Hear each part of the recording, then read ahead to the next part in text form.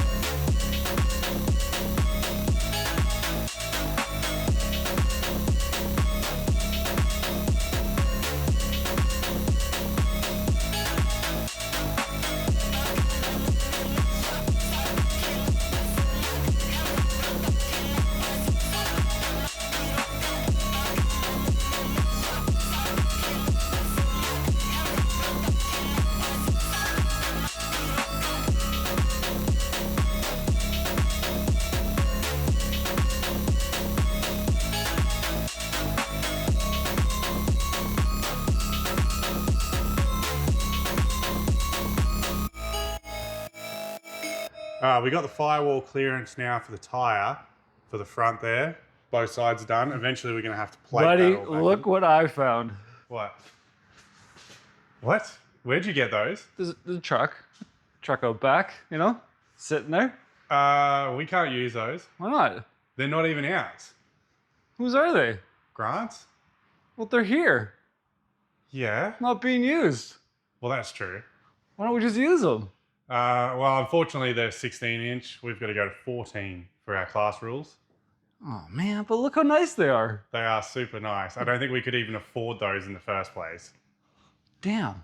So what can we do with it? Well, we could at least test fit them and see, you know, how much clearance we got, but we won't be able to use them in the end. Well, yeah, I spent like an hour getting them out of that truck, so I kind of want to do something with them. Did you even ask Grant if we could use them? No? I thought they were yours. Yeah. Shit.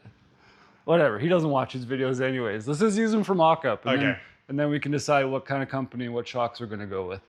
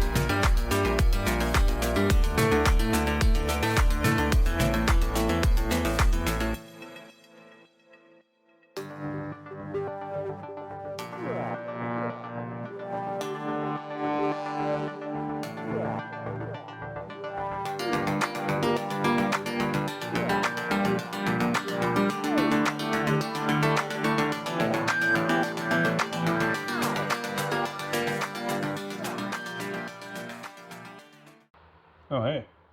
So as you can see, we've got the coilovers in place. Luckily, Grant was, super nice and let us borrow them. If you're only just learning about this now, thanks, man. So this is roughly where we're going to end up with them sort of landing, I think. We did look at maybe putting them inside the frame rail and then having them like come up sort of almost in like an A in the center. But I think this is probably what we'll end up with. So we'll have to probably notch the frame a little bit. As you can see on that side there, it's extremely close. And then we've got minimal clearance on the other side with the tire. So yeah, we'll want to try and lean them forward a little bit more at the top, which will give us a little bit more travel. And again, we've got to go with a 14-inch stroke shock for the class rules that we're going to do. So yeah, it would be super nice to run these King shocks, but A, they're too expensive, and B, they're too long. So if there's anybody out there that has experience with these off-road builds that have used different types of shocks, drop us a comment. Let us know what you guys have used, what you think is good equipment, and we'll see if we can get some. Because yeah, like Lauren just said, Kings are awesome. Out of our price range, we're willing to try some other stuff. So please leave us some comment. I would really appreciate it, and we'll see what we can figure out. Yeah, absolutely. Yeah, so I think like the next thing that we've got to start on probably is getting the roll cage sorted. We're sort of at that point now. We don't really want to go too much further with the cab as far as like closing everything off just yet. So we can probably start mocking up the roll cage, getting the main hoop bent, and then we can figure out where our down tubes are going to come down to the frame rails, like the rear stays, and basically where our shocks are going to end up landing for the upper mounts. So yeah, I think we'll get stuck into that now. Yeah, and thanks again, Grant. Maybe we'll get you a free t-shirt one day. Yeah, maybe you can buy it off us. So this is the Model 32 JD Squared bender that we've been using. We've had it for about 10 years now.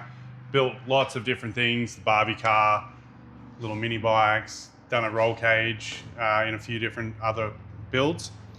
The one thing that we wanted to do with this before we start building the roll cage is actually turn this 90 degrees. So as the tube actually bends upwards rather than bending across sort of sideways.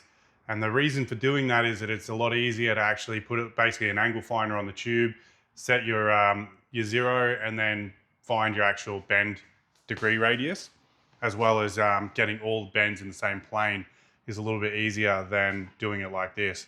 So we're going to go ahead and modify this bender, turn it sideways, so as it starts pushing the tube upwards when it bends.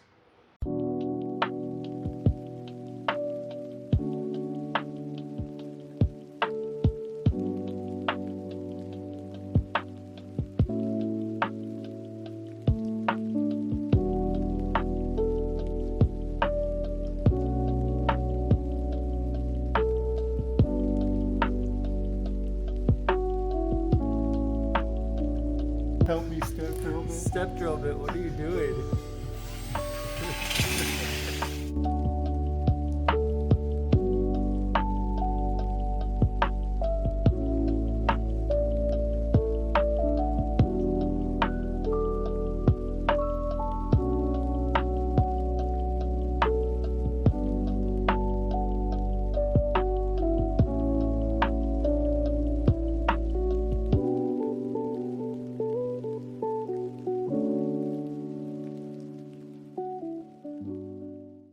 All right, so we are finished with modifying our bender. We got this thing vertical. We're pretty happy about that because now we can make nice, big, long bends that go up into the roof instead of being sideways. It's just gonna free up some space in the shop. We're getting ready to bend our first major roll cage component, which will be the B-pillar hoop. So it'll be the one that's right behind us, right behind the seats. In measuring some stuff, we kind of came to the realization that we needed some software help in order to build this roll cage. The price of DOM tube is ridiculously expensive. And if we make two mistakes, it would be the same cost as ordering the software BendTech. And we came across this on another YouTube channel about a guy using this for his roll cages. Works really good. So we went ahead and bought the software Bend Tech. It's really great. You input numbers, you make some measurements, and it shows you exactly what you need to do in order to measure and to make your bends. That's all of the measurements right there that we've basically got. It's got the angles, the degrees, the position of where the bends all need to start. There was a simulation there that shows you exactly the process, the step by step of the bends. So really good, handy program, and it's going to be even more helpful when we start with the A-pillar bars. Yeah. And you can design all entire roll cages. You can link all the pieces together. It gives you coping cutouts that you can print out and then make your copes and all that kind of stuff, to all your cuts on the tubes, which is really handy. So we don't have to try to do them one by one. So we can design everything together. So what we ended up doing is cutting some of the DOM tube we need. We made a test cut, or a test bend, sorry, to make sure that everything was going to be 90 degrees. That worked out. We have an idea of how everything's going to go, and we're going to go for it. We're going to make our big B-pillar roll hoop, and it better work. Yeah, it better bloody work. Otherwise, it's an expensive bit of software. Yeah, we spent money and an entire afternoon trying to sort it out. So if this doesn't work as easy as it says it does, it's going out the window. Yeah. So here we go. Let's give her a try.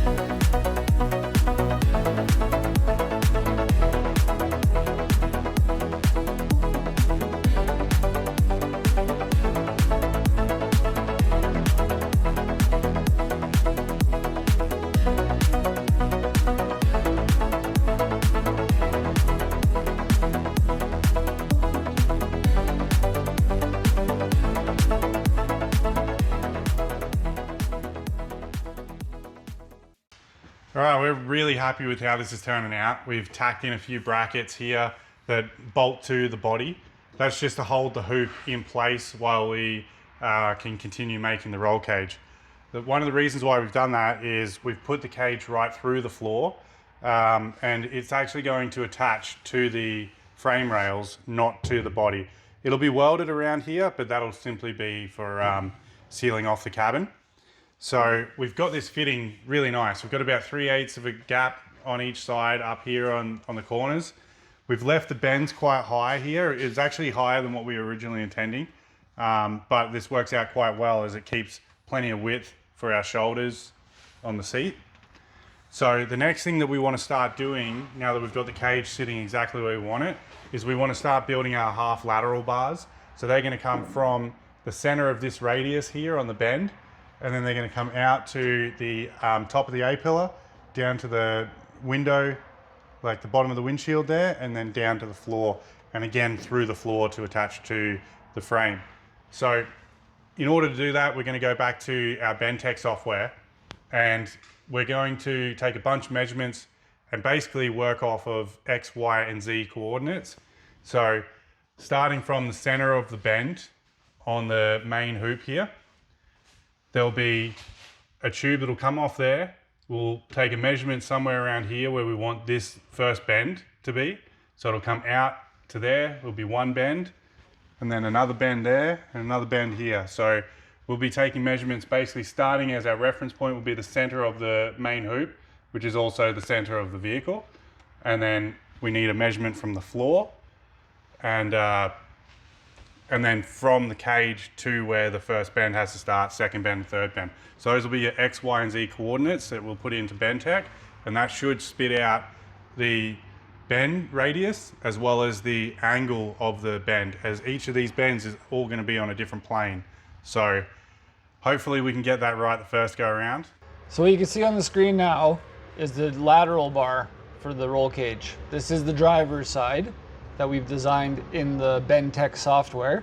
Basically, we took a whole bunch of measurements and inputted those numbers into the software, and then it gives you your exact bends. So it shows you here the location of the bends where you make your lines. It gives you the angle of the bends and the rotation.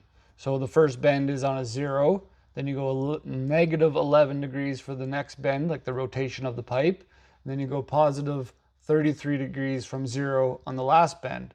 So that gives you the ability to not have this thing in one plane. You can see that there's different bends, different planes, and that is to conform to the shape of the body where this is going, the lateral portion. So that's like your driver's door, your passenger door. So we made one, we got it to fit. It took a bit to fit. And that's more or less the coping that's at the end of this bend here that will meet the hoop that we installed, the first roll cage hoop that we installed. So it just takes a little bit of finessing. It's not as easy as just putting a hole saw on it. So just a little bit of grinding, but we're getting there. This is now, what we're bending is now the mirror image of the driver's side door. It's just everything's reversed. So instead of going negative 11 for the second bend, we go positive 11. And instead of going positive 33 for the third bend, we go negative 33 for the first bend, or for the third bend.